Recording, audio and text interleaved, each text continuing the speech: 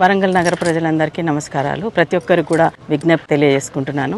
Bhadrakali bund గండు పడిందని నగర ప్రజలందరూ ఆందోళన చెందాల్సిన అవసరం లేదు. చాలా సేపటి నుంచి కూడా ఉదయం నుంచి కూడా మున్సిపల్ అధికారులు, అదేవిధంగా రెవెన్యూ అధికారులు, కలెక్టర్ గారు, కమిషనర్ గారు, చీఫ్ విప్ వినయ్ భాస్కర్ గారు అందరం కూడా ఇక్కడనే ఉండి అధికారులందరూ ఉండి ఆ గండి పడిన చోట ఆ గండిని ఆపే చర్యలు తీసుకుంటున్నాము. అదేవిధంగా అక్కడున్న పోతనా నగర్ ప్రజలందరినీ కూడా పునరావాస కేంద్రాలకు తరలించి వారికి అన్ని విధాల సౌకర్యం ముందస్తు చర్యగా వాళ్ళందరికీ కూడా అన్ని సౌకర్యాలు ఇస్తున్నాం. కాబట్టి ఎవరూ ఆందోళన చెందాల్సిన అవసరం లేదని మరోసారి విజ్ఞప్తి తెలియజేసుకుంటూ గౌరవ మున్సిపల్ శాఖ మంత్రి కేటీఆర్ గారు కూడా ఎప్పటికప్పుడు ఇక్కడున్న పరిస్థితులను పర్యవేక్షిస్తూ అధికారులను అప్రమత్తం చేస్తూ వారు పొద్దటి నుంచి కూడా ఈ విషయంలోనే ముందున్నారు. కాబట్టి అందరూ కూడా దయచేసి ఆందోళన చెందకుండా ఉండాలని కోరుకుంటున్నాను.